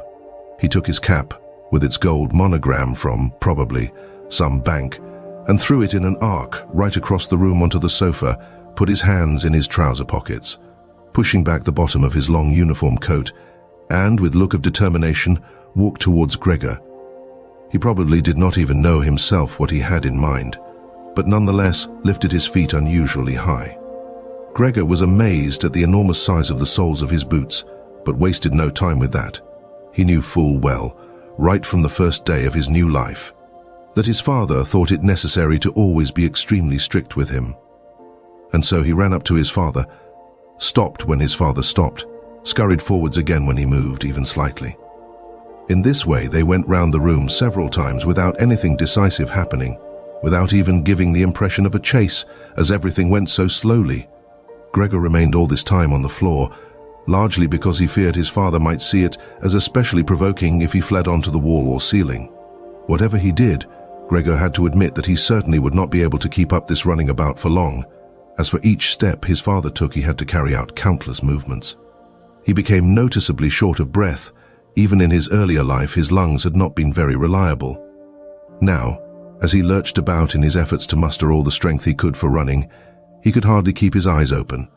His thoughts became too slow for him to think of any other way of saving himself than running. He almost forgot that the walls were there for him to use, although here they were concealed behind carefully carved furniture full of notches and protrusions. Then, right beside him, lightly tossed, something flew down and rolled in front of him. It was an apple. Then another one immediately flew at him. Gregor froze in shock. There was no longer any point in running, as his father had decided to bombard him. He had filled his pockets with fruit from the bowl on the sideboard, and now, without even taking the time for careful aim, threw one apple after another. These little red apples rolled about on the floor, knocking into each other as if they had electric motors. An apple thrown without much force glanced against Gregor's back and slid off without doing any harm. Another one, however, immediately following it, hit squarely and lodged in his back. Gregor wanted to drag himself away, as if he could remove the surprising, the incredible pain by changing his position. But he felt as if nailed to the spot and spread himself out, all his senses in confusion. The last thing he saw was the door of his room being pulled open. His sister was screaming. His mother ran out in front of her in her blouse, as his sister had taken off some of her clothes after she had fainted to make it easier for her to breathe. She ran to his father, her skirts unfastened and sliding one after another to the ground. Stumbling over the skirts, she pushed herself to his father, her arms around him, uniting herself with him totally. Now Gregor lost his ability to see anything, her hands behind his father's head begging him to spare Gregor's life. Chapter 3. No one dared to remove the apple lodged in Gregor's flesh, so it remained there as a visible reminder of his injury. He had suffered it there for more than a month, and his condition seemed serious enough to remind even his father that Gregor, despite his current sad and revolting form, was a family member who could not be treated as an enemy. On the contrary, as a family there was a duty to swallow any revulsion for him and to be patient. Just to be patient. Because of his injuries, Gregor had lost much of his mobility, probably permanently. He had been reduced to the condition of an ancient invalid, and it took him long minutes to crawl across his room. Crawling over the ceiling was out of the question, but this deterioration in his condition was fully, in his opinion, made up for by the door to the living room being left open every evening. He got into the habit of closely watching it for 1 or 2 hours before it was opened, and then, lying in the darkness of his room where he could not be seen from the living room, he could watch the family in the light of the dinner table and listen to their conversation, with everyone's permission in a way, and thus quite differently from before. They no longer held the lively conversations of earlier times, of course, the ones that Gregor always thought about with longing when he was tired and getting into the damp bed in some small hotel room. All of them were usually very quiet nowadays. Soon after dinner, his father would go to sleep in his chair. His mother and sister would urge each other to be quiet. His mother, bent deeply under the lamp, would sew fancy underwear for a fashion shop. His sister, who had taken a sales job, learned shorthand and French in the evenings so that she might be able to get a better position later on. Sometimes his father would wake up and say to Gregor's mother, "You're doing so much sewing again." "Today," as if he did not know that he had been dozing, and then he would go back to sleep again, while mother and sister would exchange attire. Grin. With a kind of stubbornness, Gregor's father refused to take his uniform off even at home. While his nightgown hung unused on its peg, Gregor's father would slumber where he was, fully dressed, as if always ready to serve and expecting to hear the voice of his superior Eve. Here. The uniform had not been new to start with, but as a result of this it slowly became even shabbier despite the efforts of Gregor's mother and sister to look after it. Gregor would often spend the whole evening looking at all the stains on this coat, with its gold buttons always kept polished and shiny, while the old man in it would sleep, highly uncomfortable but aceful. As soon as it struck 10, Gregor's mother would speak gently to his father to wake him and try to persuade him to go to bed, as he couldn't sleep properly where he was, and he really had to get his sleep if he was to be up at 6 to get work. But since he had been in work, he had become more obstinate and would always insist on staying longer at table, even though he regularly fell asleep, and it was then harder than ever to persuade him to exchange the chair for his bed. Then, however much mother and sister would importune him with little reproaches and warnings, he would keep slowly shaking his head for a quarter of an hour, with his eyes closed and refusing to get up. Gregor's mother would tug at his sleeve, whisper endearments into his ear. Gregor's sister would leave her work to help her mother, but nothing would have any effect on him. He would just sink deeper into his chair. Only when the two women took him under the arms he would abruptly open his eyes, look at them one after the other and say, "What a life! This is what peace I get in my old age." And supported by the two women he would lift himself up carefully, as if he were carrying the greatest load himself, let the women take him to tea. He'd send them off, and carry on by himself, while Gregor's mother would throw down her needle and his sister her pen, so that they could run after his father and continue being of hell. Who, in this tired and overworked family, would have had time to give more attention to Gregor than was absolutely necessary? The household budget became even smaller, so now the maid was dismissed, an enormous, thick-boned charwoman with white hair that flapped around her head came every morning and evening to do the heaviest work. Everything else was looked after by Gregor's mother, on top of the large amount of sewing work she'd do. Gregor even learned, listening to the evening conversation about what price they had hoped for, that several items of jewelry belonging to the family had been sold, even though both mother and sister had been very fond of wearing them at functions and celebrations. But the loudest complaint was that although the flat was much too big for their present circumstances, they could not move out of it. There was no imaginable way of transferring Gregor to the new address. He could see quite well, though, that there were more reasons than consideration for him that made it difficult for them to move. It would have been quite easy to transport him in any suitable crate with a few air holes in it. The main thing holding the family back from their decision to move was much more to do with their total despair, and the thought that they had been struck with a misfortune unlike anything experienced by anyone else they knew or were related to. They carried out absolutely everything that the world expects from poor people. Gregor's father brought bank employees their breakfast. His mother sacrificed herself by washing clothes for strangers. His sister ran back and forth behind her desk at the behest of the customers, but they just did not have the strength to do any more. And the injury in Gregor's back began to hurt as much as when it was new. After they had come back from taking his father to bed, Gregor's mother and sister would now leave their work where it was and sit close together, cheek to cheek. His mother would point to Gregor's room and say, "Close that door." Great. And then, when he was in the dark again, they would sit in the next room and their tears would mingle, or they would simply sit there staring dry-eyed at the table. Gregor hardly slept at all, either night or day. Sometimes he would think of taking over the family's affairs. Just like before, the next time the door was opened, he had long forgotten about his boss and the chief clerk, but they would appear again in his tea. Horts, the salesman and the apprentices, that stupid tea boy, 2 or 3 friends from other businesses, one of the chambermaids from a provincial hotel, a tender memory that appeared and disappeared. D again, a cashier from a hat shop for whom his attention had been serious but too slow. All of them appeared to him, mixed together with strangers and others he had forgotten, but instead of helping him and his family, they were all of them inaccessible, and he was glad when they disappeared. Other times, he was not at all in the mood to look after his family. He was filled with simple rage about the lack of attention he was shown, and although he could think of nothing he would have wanted, he made plans of how he could get into the pantry where he could take all the things he was entitled to, even if he was not hungry. Gregor's sister no longer thought about how she could please him, but would hurriedly push some food or other into his room with her foot before she rushed out to work in the morning and at midday, and in the evening she would sweep it away again with the broom, indifferent as to whether it had been eaten or, more often than not, had been left totally untouched. She still cleared up the room in the evening, but now she could not have been any quicker out it. Smears of dirt were left on the walls. Here and there were little balls of dust and filth.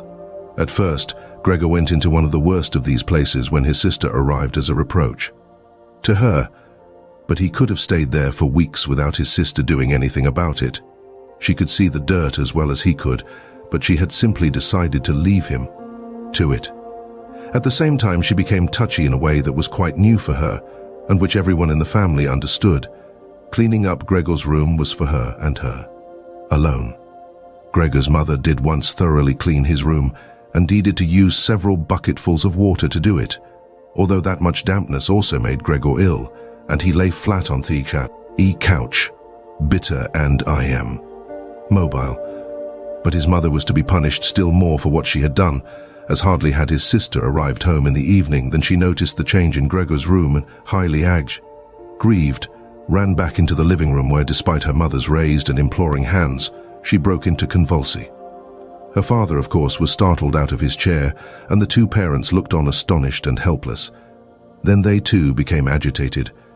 Gregor's father, standing to the right of his mother, accused her of not leaving the cleaning of Gregor's room to his sister. From her left, Gregor's sister screamed at her that she was never to clean Gregor's room again, while his mother tried to draw his father, who was beside himself with anger, into the bedroom, his sister, quaking with tears, thumped on the table with her small fists, and Gregor hissed in anger that no one had even thought of closing the door to save him the sight of this and all its noise. Gregor's sister was exhausted from going out to work, and looking after Gregor as she had done before was even more work for her. But even so, his mother ought certainly not to have taken her place. Gregor, on the other hand, ought not to be neglected. Now, though, the charwoman was here. This elderly widow, with a robust bone structure that made her able to withstand the hardest of things in her long life, wasn't really repelled by Gregor. Just by chance one day, rather than any real curiosity, she opened the door to Gregor's room and found herself face to face with him. He was taken totally by surprise, No one was chasing him, but he began to rush to and fro, while she just stood there in amazement with her hands crossed in front of her. From then on, she never failed to open the door slightly every evening and morning and look briefly in on him.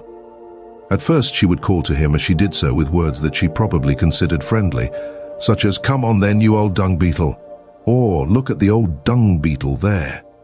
Gregor never responded to being spoken to in that way, but just remained where he was without moving, as if the door had never even been opened.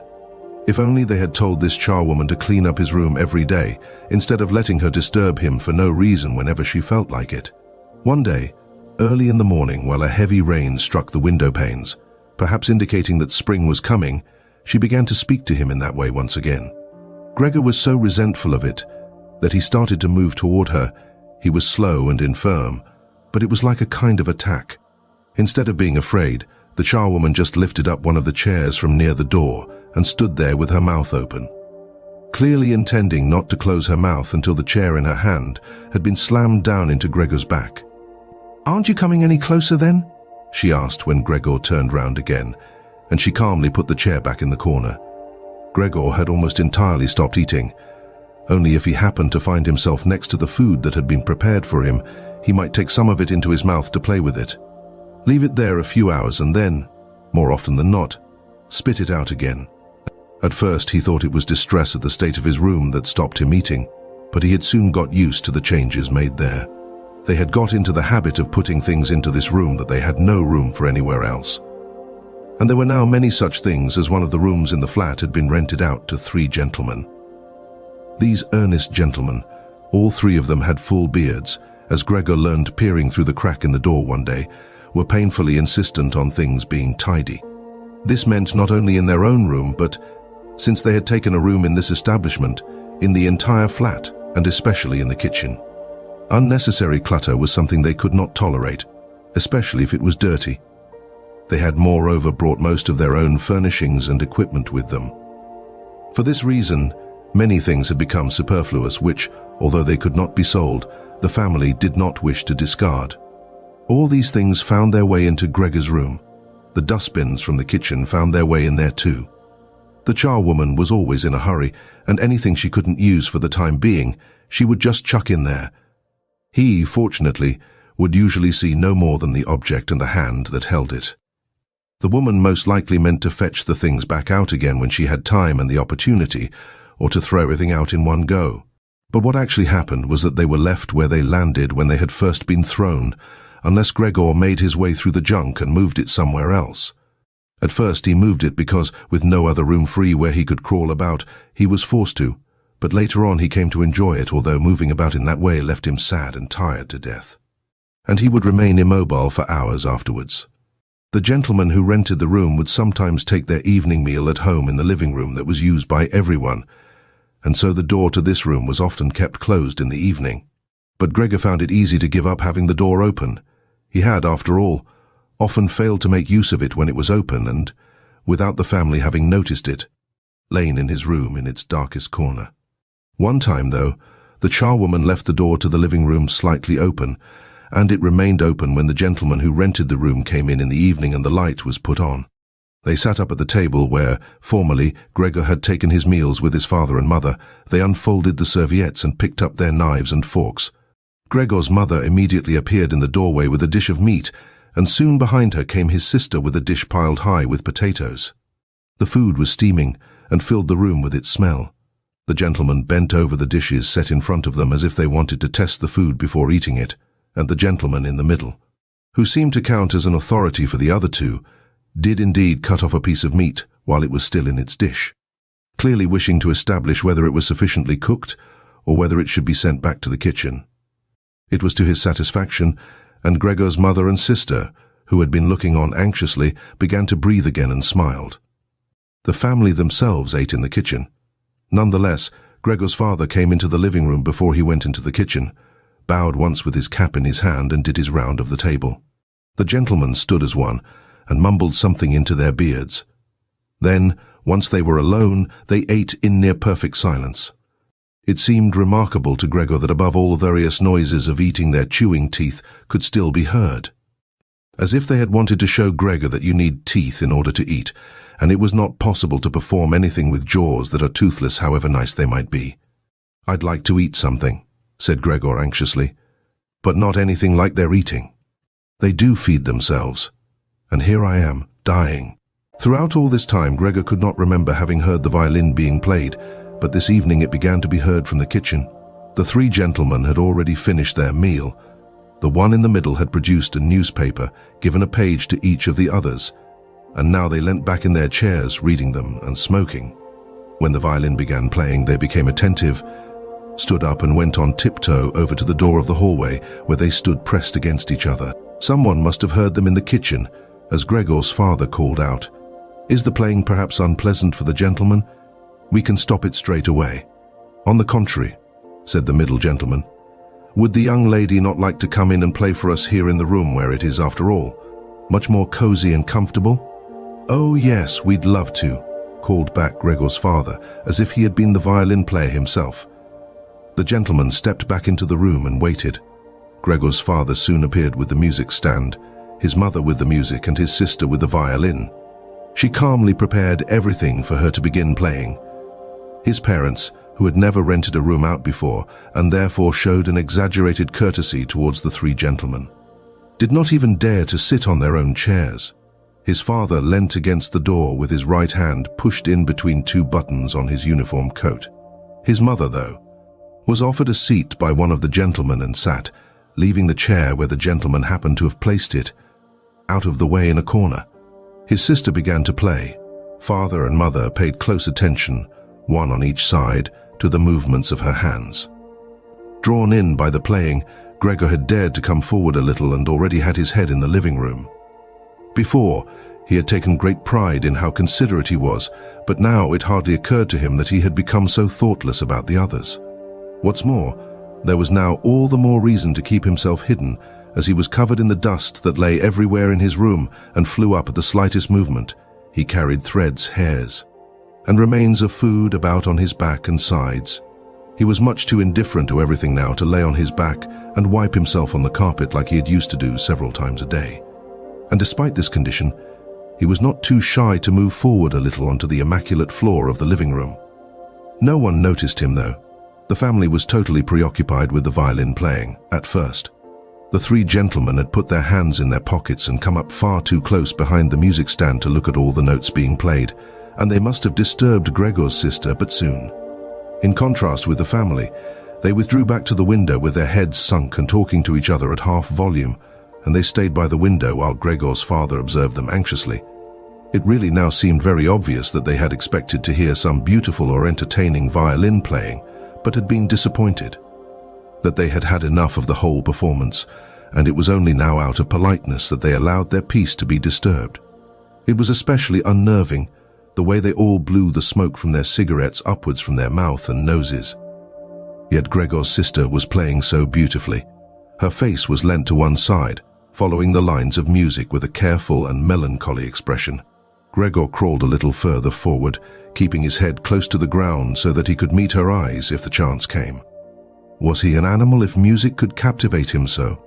It seemed to him that he was being shown the way to the unknown nourishment he'd been yearning for.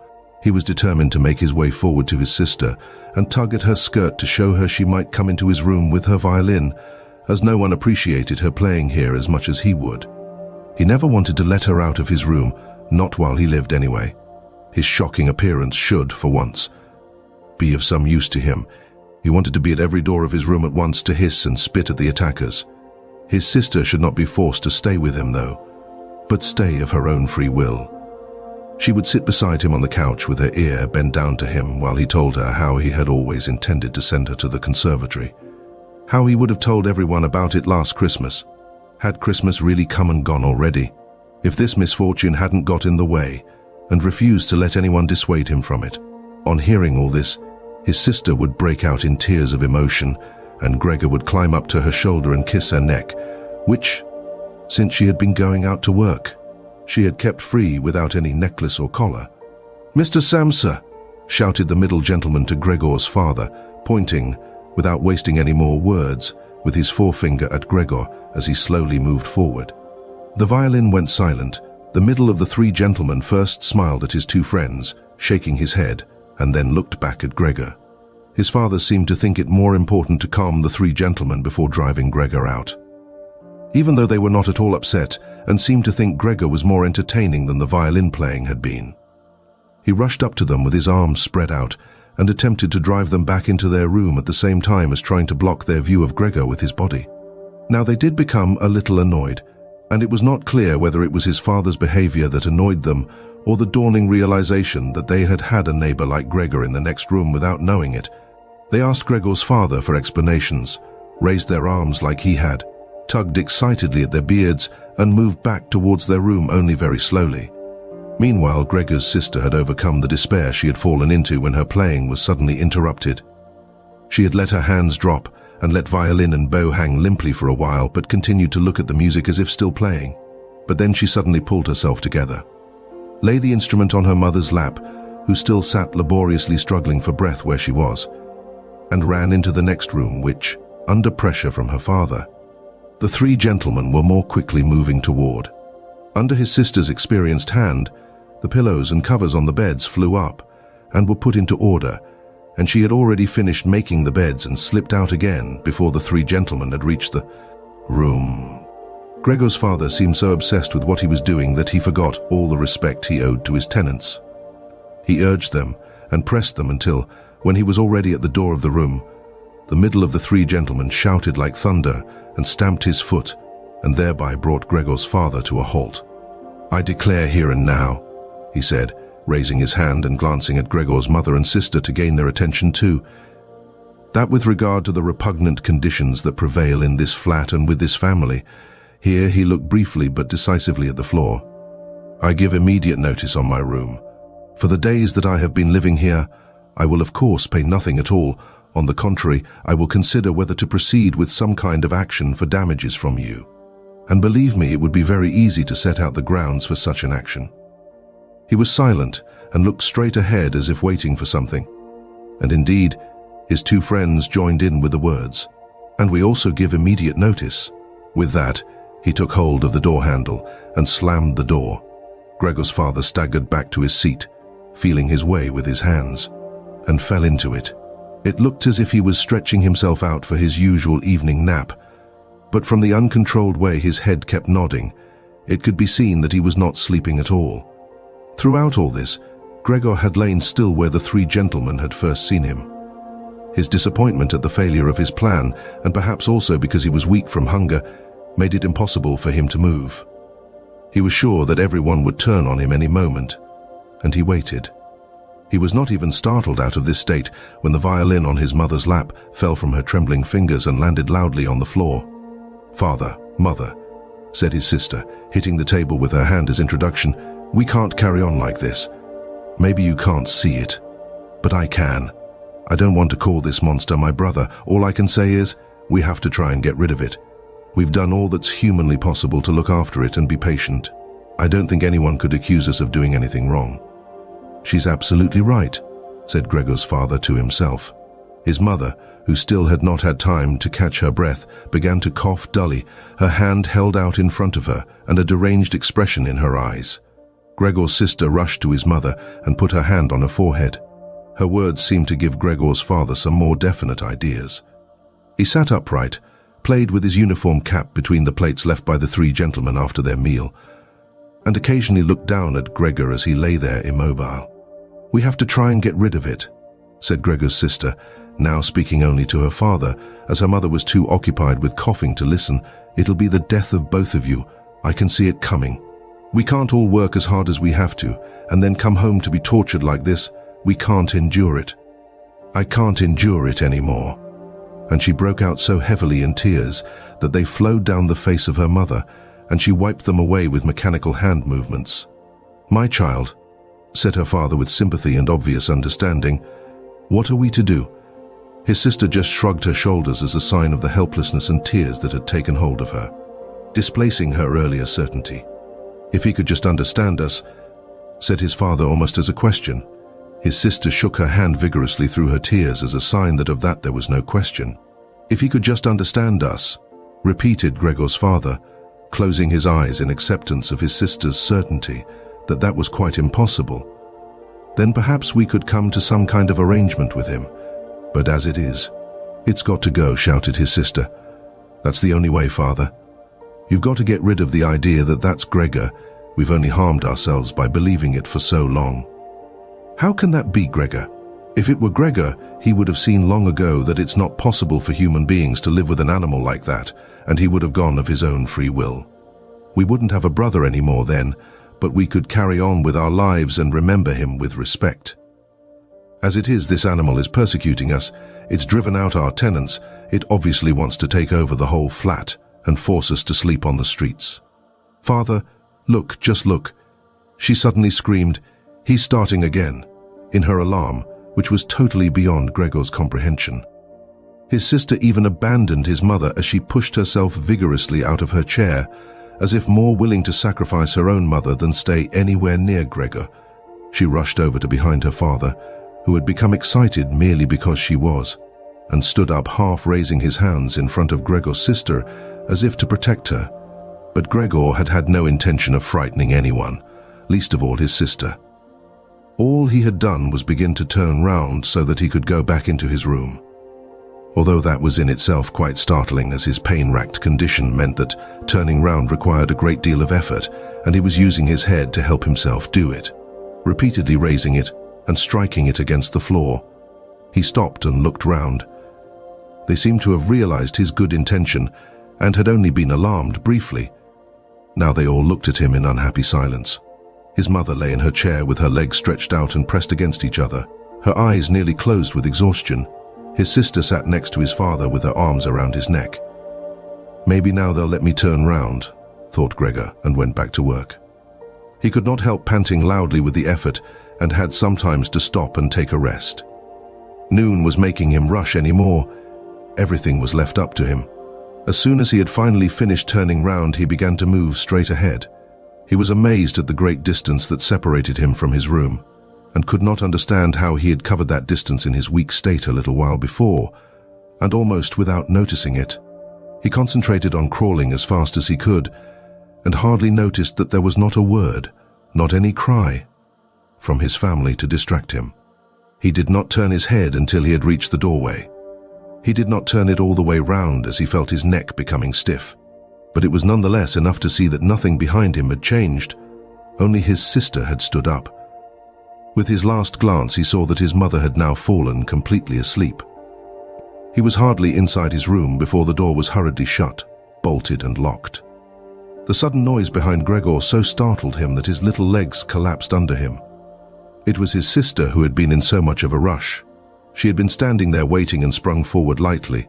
Gregor had not heard her coming at all. And as she turned the key in the lock, she said loudly to her parents, "At last." What now then? Gregor asked himself as he looked round in the darkness. He soon made the discovery that he could no longer move at all. This was no surprise to him. It seemed rather that being able to actually move around on those spindly little legs until then was unnatural. He also felt relatively comfortable.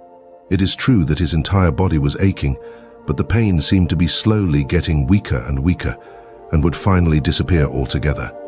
He could already hardly feel the decayed apple in his back or the inflamed area around it, which was entirely covered in white dust. He thought back of his family with emotion and love. If it was possible, he felt that he must go away even more strongly than his sister. He remained in this state of empty and peaceful rumination until he heard the clock tower strike 3 in the morning.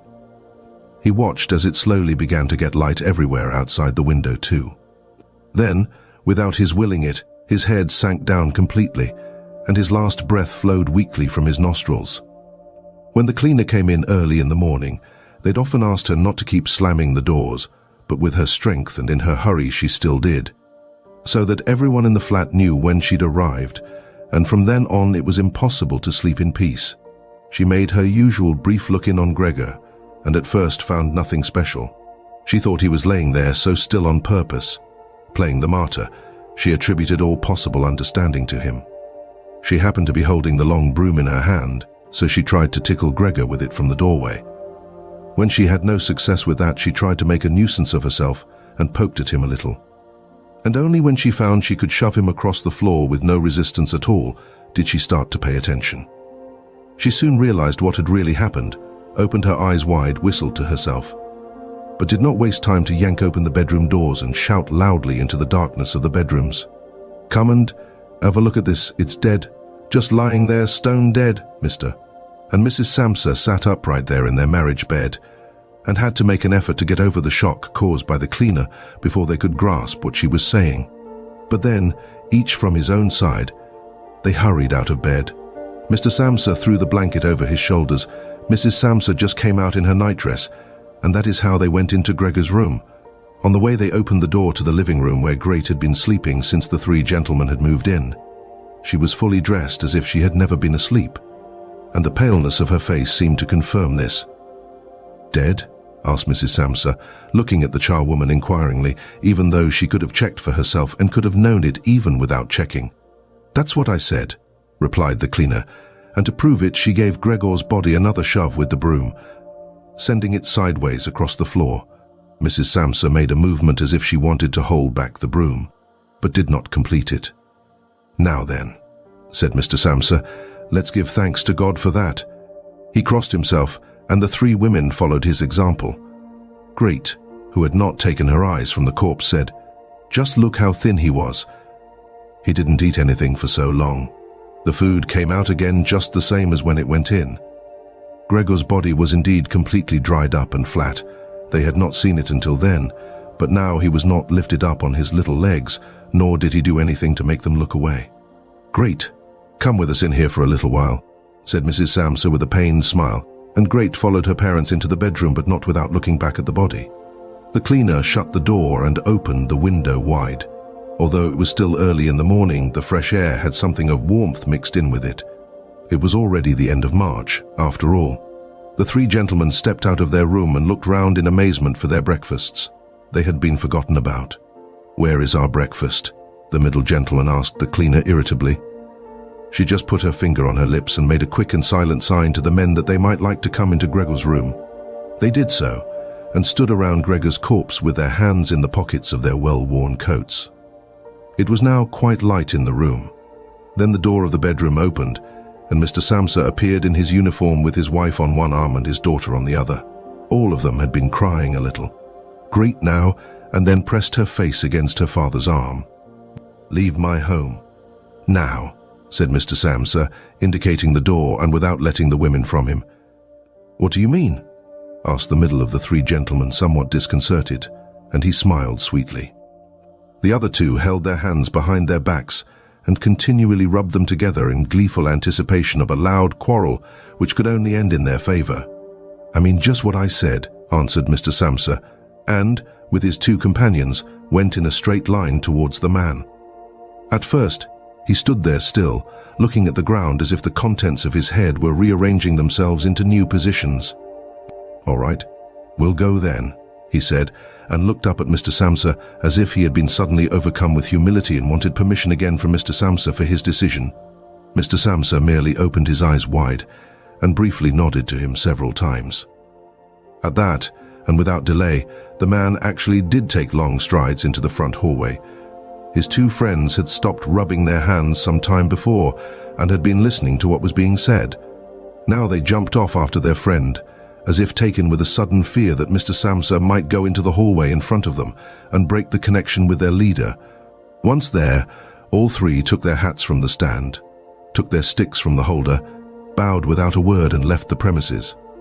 Mr. Samsa and the two women followed them out onto the landing.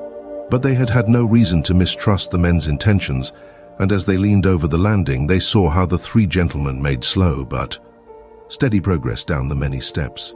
As they turned the corner on each floor, they disappeared and would reappear a few moments later. The further down they went, the more that the Samsa family lost interest in them, when a butcher's boy, proud of posture with his tray on his head, passed them on his way up and came nearer than they were. Mr. Samsa and the women came away from the landing and went, as if relieved, back into the flat. They decided the best way to make use of that day was for relaxation and to go for a walk. Not only had they earned a break from work, but they were in serious need of it. So they sat at the table and wrote 3 letters of excusal, Mr. Samsa to his employers, Mrs. Samsa to her contractor, and Great to her principal. The cleaner came in while they were writing to tell them she was going. She'd finished her work for that morning. The three of them at first just nodded without looking up from what they were writing, and it was only when the cleaner still did not seem to want to leave that they looked up in irritation. "Well?" asked Mr. Samsa. The charwoman stood in the doorway with a smile on her face as if she had some tremendous good news to report, but would only do it if she was clearly asked to. The almost vertical little ostrich feather on her hat, which had been a source of irritation to Mr. Samsa all the time she had been working for them, swayed gently in all directions. "What is it you want, then?" asked Mrs. Samsa, whom the cleaner had the most respect for. "Yes," she answered, and broke into a friendly laugh that made her unable to speak straight away. "Well then, that thing in there, you needn't worry about how you're going to get rid of it. That's all been sorted out." Mrs. Samsa and Great bent down over their letters, as if intent on continuing with what they were writing. Mr. Samsa saw that the cleaner wanted to start describing everything in detail, but with outstretched hand, he made it quite clear that she was not to. So, as she was prevented from telling them all about it, she suddenly remembered what a hurry she was in, and, clearly peeved, called out, "Cheerio then, everyone," turned round sharply and left, slamming the door terribly as she went. "Tonight she gets sacked," said Mr. Samsa, but he received no reply from either his wife or his daughter, as the charwoman seemed to have destroyed the peace they had only just gained. They got up and went over to the window, where they remained with their arms around each other. Mr. Samsa twisted round in his chair to look at them and sat there watching for a while. Then he called out, "Come here then. Let's forget about all that old stuff, shall we? Come and give me a bit of attention." The two women immediately did as he said, hurrying over to him, where they kissed him and hugged him, and then they quickly finished their letters.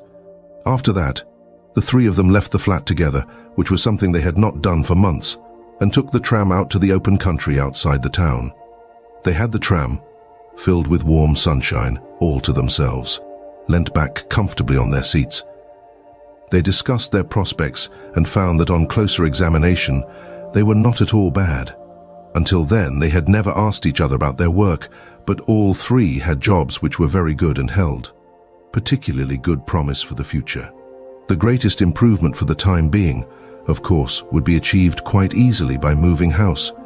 What they needed now was a flat that was smaller and cheaper than the current one which had been chosen by Gregor, one that was in a better location, and most of all, more practical. All the time, Great was becoming livelier. With all the worry they had been having of late, her cheeks had become pale, but, while they were talking, Mr. and Mrs. Samsa were struck, almost simultaneously, with the thought of how their daughter was blossoming into a well-built and beautiful young lady. They became quieter. Just from each other's glance, and almost without knowing it, they agreed that it would soon be time to find a good man for her. And, as if in confirmation of their new dreams and good intentions, as soon as they reached their destination, Great was the first to get up and stretch out her young body. And so, the tragic tale of Gregor Samsa comes to a close, leaving us with a lingering sense of unease and profound contemplation. We've witnessed the devastating effects of isolation, the fragility of identity, and the dehumanization that can occur when we are stripped of our familiar forms. Gregor's story serves as a stark reminder of the importance of empathy, compassion, and acceptance. As we bid farewell to this unsettling world, let us carry with us a renewed appreciation for our own humanity and the interconnectedness of all living beings. Thank you for joining us in Storytime Haven on this journey through the depths of human experience.